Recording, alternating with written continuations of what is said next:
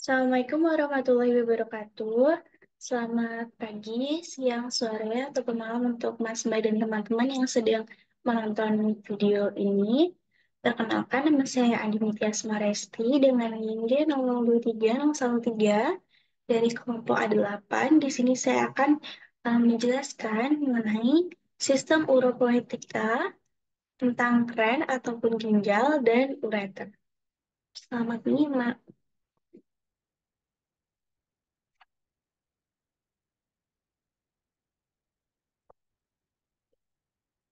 Yang pertama, ren itu apa? Ren itu sama aja kayak ginjal. Nah, di sini ada letak anatomis dari ren. Dia itu terletak di dinding abdomen posterior setinggi sisi superior vertebrae thoracalis 12 hingga inferiornya dari vertebrae lumbalis 3. Ren dexter atau yang kanan ini terletak setengah vertebrae lebih rendah dibandingkan dengan ren sinister. Mengapa? Hal ini dikarenakan Ren Dexter ini di atas ini terdapat desakan dari lobulus dexternya hepar yang berada di atasnya, sehingga posisi Ren yang dasar itu lebih rendah setengah vertebrae seperti itu. Di sini posisi polus superior yang dekat dengan diafragma mengakibatkan posisi Ren ini turun sekitar kurang lebih 3 cm atau 1 vertebrae saat inspirasi. Nah, ini ada Ren Dexter dan juga Ren Sinister. Dilihat Ren Dexter ini lebih rendah karena adanya desakan lobulus Dexter dari hepar. Selanjutnya ada lapisan pembungkus dari Ren. Jadi dari profunda atau dari yang paling dalam ke superficial, yang paling dalam ini ada kapsula fibrosa, di mana kapsula fibrosa ini meliputi langsung dan melekat erat pada permukaan luar dari ren. Ujungnya tertambat pada hilum renalis. Dia itu berperan sebagai apa atau fungsi dari kapsula fibrosa itu apa? Dia itu berfungsi untuk melindungi ginjal dari trauma dan juga dari infeksi. Selanjutnya, yang kedua adalah perirenal fat atau korpus adiposum perirenal. Dia itu merupakan lemak yang meliputi kapsula fibrosa dan pembuluh darah yang masuk dan keluar dari ren. Yang ketiga ada fascia renalis. Jika fascia renalis ini merupakan lapisan membranosa yang terletak di luar perirenal fat, ren dan glandula suprarenalis, seperti itu. Nah, nanti fascia renalis ini terdiri atas lamina anterior yang melingkupi aorta descendens dan descendens pars abdominalis dan vena cava inferior. Serta di lamina posteriornya, dia akan menyatu dengan fascia musculus psoas major. Lalu di margo lateralis ren, kedua lamina ini akan menyatu dan melanjutkan diri menjadi fascia transversalis di dinding lateral dari abdomen. Jadi yang anterior dan juga posterior nanti di margo lateralisnya ini akan menyatu dan melanjutkan menjadi fascia transversalis seperti itu. Yang keempat, lapisan paling superficial yaitu ada perirenal fat di mana dia itu uh, merupakan korpus adiposum dari pararenal. Dia terletak di luar fascia renalis di bagian posterior dan posterolateral dari ren.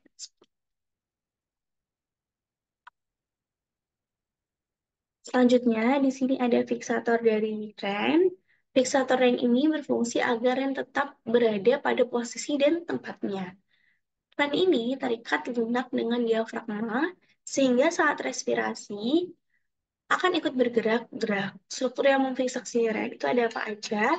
Ada fascia renalis, di mana dia itu yang akan mengikat ren ke dinding abdomen posterior.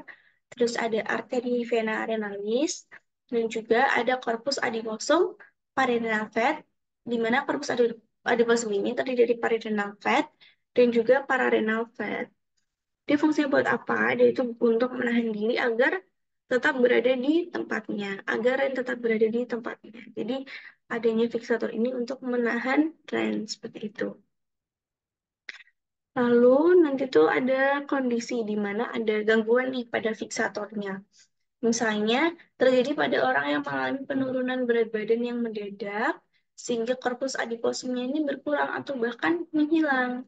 Nah, kalau misalnya korpus adiposumnya ini menghilang, rai ini bakal dapat mobilis, di mana dia itu dapat bergerak-gerak, atau bila kondisinya berat, rai ini bisa jatuh, yang menyebabkan adanya kejadian rentosis. Seperti itu.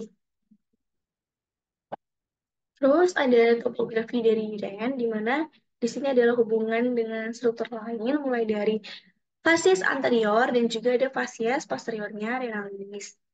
Di fasies anterior renalis ini berhubungan dengan beberapa struktur. Sebagian dipisahkan oleh selapis peritoneum dan sebagian lainnya berkontak langsung dengan ren seperti itu. Lalu selanjutnya yang fasies posteriorenalis yaitu akan berhubungan dengan struktur-struktur yang serupa oleh tren. Nah, ini yang pertama dari fasies anteriorenalis, mulai dari topografinya di superiornya Rendexter akan berbatasan atau berhubungan dengan glandula suprarenalis dextrahepat, terus ren sinisternya dengan glandula suprarenalis sinistra, gaster, organ intraperitoneal, dan lien yang organ intraperitoneal juga. Lalu di medialnya, Rendexter dengan duodenum pars descendens, lalu Ren sinister dengan pankreas, di mana ada flexura coli sinistranya dari pankreas.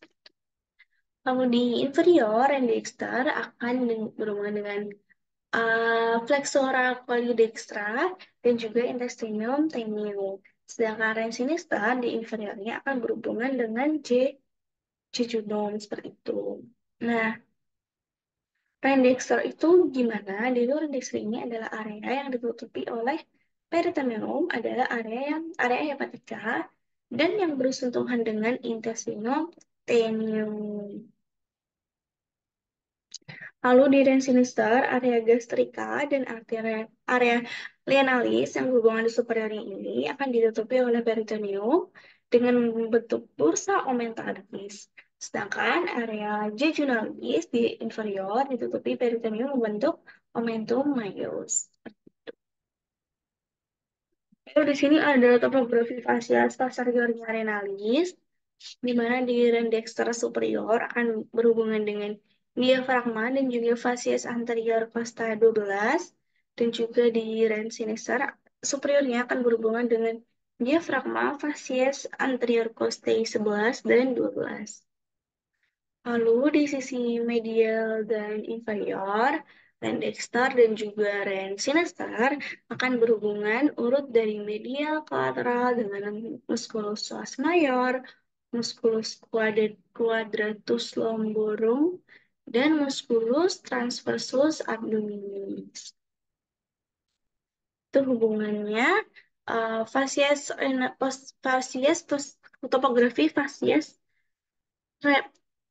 posterior renalis dan juga fasies anterior renalis. Selanjutnya, di sini ada struktur anatomik dari ren atau struktur anatomis dari ginjal. Nantinya struktur ini ada yang bagian luar atau yang eksternal, dan juga ada yang bagian dalam atau yang internal.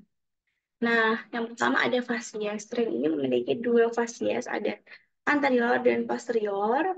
Lalu fasies kayak permukaan, lalu margo atau batas garis.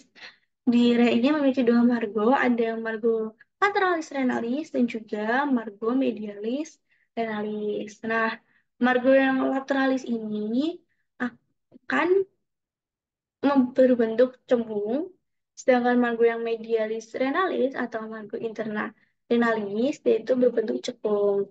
Dan di bagian sentralnya terdapat hilus renalis seperti itu. Nah, halus renalis itu apa? Halus renalis ini adalah sebuah struktur yang nantinya akan dilewati oleh vena renalis, arteri renalis, dan juga pelvis renalis dari anterior ke posterior. Selanjutnya, Diren juga memiliki ekstremitas atau polus. Dia memiliki dua juga ekstremitas, ada ekstremitas superior dan juga ada ekstremitas inferior. Ekstremitas superior atau ekstremitas cranialis atau polus superior ini berbentuk lonjong dan merupakan lokasi dari glandula suprarenalis. Sedangkan ekstremitas yang inferior, ekstremitas caudis atau polus inferior, ukurannya lebih kecil dari ekstremitas yang superior pastinya. Hmm, ya, nah, oh, di sini ada gambarnya. Ini ada polus superior atau ekstremitas superiornya.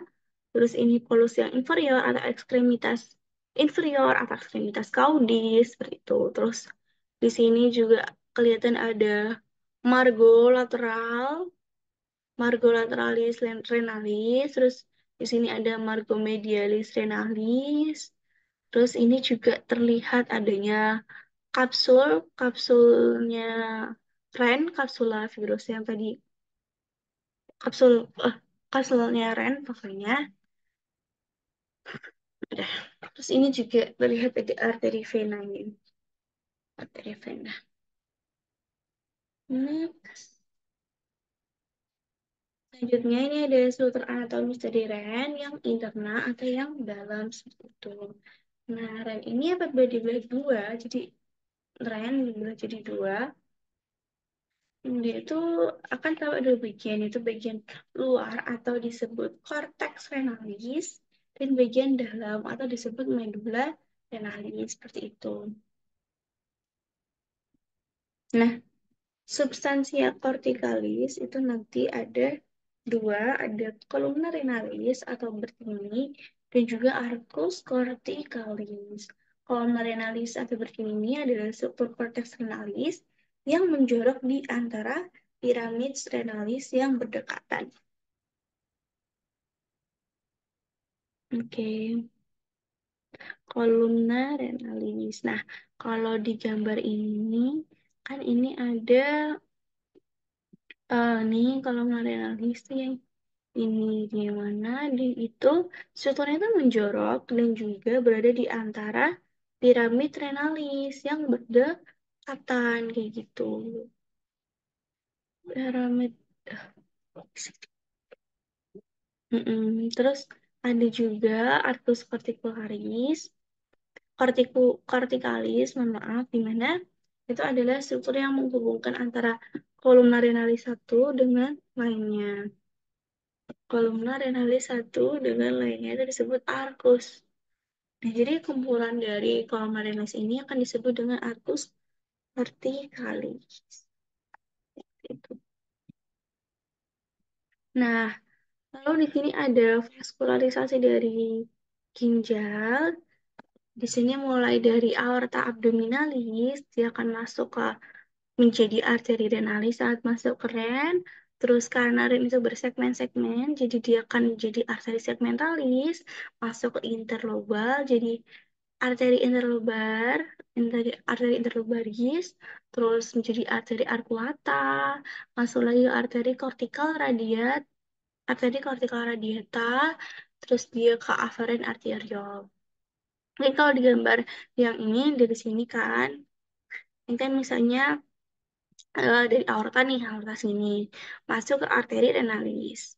Dari arteri renalis masuk ke ini kan bersegmen-segmen, jadi arteri segmentalis. Nih, ini segmentalis, segmentalis, segmentalis. Setelah bersegmen masuk ke arteri interlobaris. Nah, ini interlobaris. Arteri interlobaris yang masuk ke eh, di dalam di antara lobaris gitu.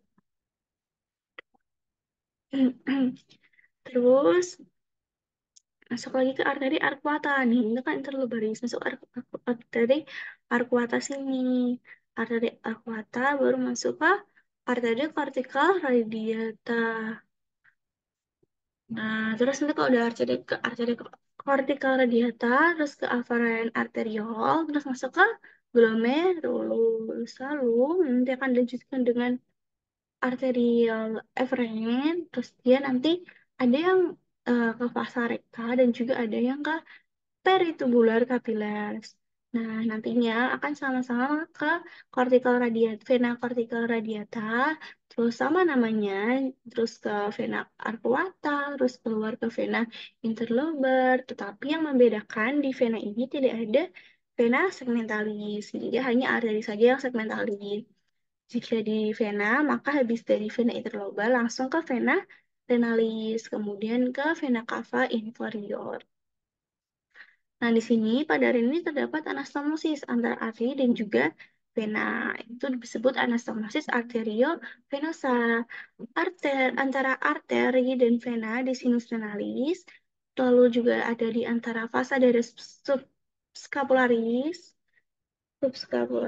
terus juga ada antara arteri interlobularis dan juga vena interlobularis. Gitu. Nah, kemudian di sini ada drainase dari limfa. Jadi itu nantinya di limfa itu aliran limfa pada dari ren itu akan semua itu akan menuju ke nodi aortiki lateralis yang terletak di mana? Terletak di sekitar arteri renalis. Jadi plexus di dalam ren, plexus di dalam subscapular, dan juga plexus di perirenal vein akan mengalir ke nodi aortiki lateralis. Itu. Ini selanjutnya ada inervasi. Jadi inervasi dari ini dibawa oleh plexus renalis yang di dalamnya ini mengandung serabut aferen simpatis dan juga parasimpatis. Serabut aferen plexus renalis ini berasal dari nervus planiki thoracici dan simpatis oleh nervus planicus mayor at nervus planicus minor. Jadi dari nervus planicus mayor dan juga nervus planicus minor. Lalu, parasimpatis ini oleh nervus vagus dan juga plexus renalis ini berhubungan dengan plexus testicularis pada lelaki. Lalu selanjutnya, setelah saya dari ren, saya akan lanjut ke ureter. Ureter ini apa? Ureter ini adalah pipa atau saluran penghubung pipa muscularis yang berfungsi mengangkut urin dari ginjal, pastinya ini dari kidneys ini, menuju ke vesika urinaria atau kandung kemih. Nah, nantinya pelvis renalis ini akan menyempit dan melewati hilum renalis, kemudian bersinambungan dengan ureter pada pertemuan ureteropelvika atau ureteropelvic junction, yang nantinya lalu akan disalurkan lanjut ke vesika urinaria seperti itu. Nah, jadi kalau misalnya di organ letaknya ureter itu di mana? Dia menghubungkan antara ren ini ke vesika urinaria. Jadi saluran penghubung. Lalu di sini ada batas-batas dari ureter, mulai dari ada ureter dextra dan juga ureter sinistra. Nah, kalau ureter dextra ini di anteriornya akan berbatasan dengan duodenum pars terminalis ileum, arteri et vena colica dextra, arteri et vena ileocolica, arteri et vena testicularis dextra pada pria, dan juga pada wanita arteri et vena ovarica destra. Lalu di sisi posteriornya, ureter dextra ini akan berbatasan dengan musculus vas major dextra yang memisahkan ureter dengan processus transversus vertebrae lumbales dan bifurcatio arteri iliaca communis dextra. Lalu selanjutnya di ureter sinistra pada anteriornya akan berbatasan dengan kolon sigmoideum dan mesokolon sigmoideum, arteri et vena colica sinistra, arteri et vena testicularis sinistra pada pria, dan juga arteri et vena ovarica sinistra pada wanita. Lalu di posteriornya, ureter dextra akan berbatasan dengan musculus vas major sinistra dan bifurcatio arteri iliaca communis sinistra. Nah, udah selesai dari batas-batasan. Kita akan lanjut ke ren. Untuk ren ini ada lapisan-lapisan ren, mulai dari luar. Dia, oke, dia ada tunika fibrosa, di mana konsisten dari tunika fibrosa ren ini akan menunjukkan diri menjadi tunika fibrosa vesica urinaria. Jadi dari kan ureter. Nah, itu kelanjutan dari tunika fibrosa ini ginjal di atas akan melanjutkan diri menjadi tunika fibrosa vesica urinaria. Lalu yang kedua dari tunika muscularis, di mana dia itu akan terdiri dari tiga otot polos di mana ada stratum longitudinal externum, stratum sirkuler, lalu yang terakhir ada stratum longitudinal internum. Lalu yang terakhir ada tunika mucosa, di mana dia itu halus dan licin, teksturnya halus dan licin, juga terdapat plika longitudinalis yang akan menghilang bila ureter terisi penuh. Jadi plika itu akan hilang apabila ureternya itu penuh. Nah, terus selanjutnya, ureter ini kan ke arah saluran, sehingga dia memiliki penyempitan-penyempitan. Yang pertama ada ureteropelvic junction, di mana itu adalah pertemuan dari pelvis renalis dengan ureter, ureteropelvic junctions. Terus yang kedua ada saat ureter menyilangi bifurcatio. Saat ureter menyilangi bifurcatio pada arteri iliac communis di tepi apertura pelvis superior. Yang ketiga, yaitu saat ureter memasuki vesika urinaria. Tiga penyimpangan tersebut untuk apa? Dan itu adalah lokasi tersering dari terjadinya batu ureter atau ureterolithiasis seperti itu. Terus vaskularisasi dari ureter di bagian superior ada arteri renalis, di bagian medial ada cabang aorta abdominalis, atau ada arteria testicularis pada pria atau ovarika pada wanita, dan juga ada arteri iliaca communis. Lalu di bagian inferior ada cabang-cabang dari arteri iliaca internal. Lalu ada drainase limfa dan inervasi, di mana aliran limfa ureter ini akan diteruskan ke nodi aortic lateralis dan nodi iliaci pada drainase limfanya dan juga di inervasinya ada plexus renalis simpatis, parasimpatis, dan plexus intermesenteric atau aorticus, simpatis parasimpatis, serta plexus hipogastris superior simpatis aja. Tuh. Baik, sekian yang bisa saya sampaikan. Terima kasih atas perhatiannya. Wassalamualaikum warahmatullahi wabarakatuh.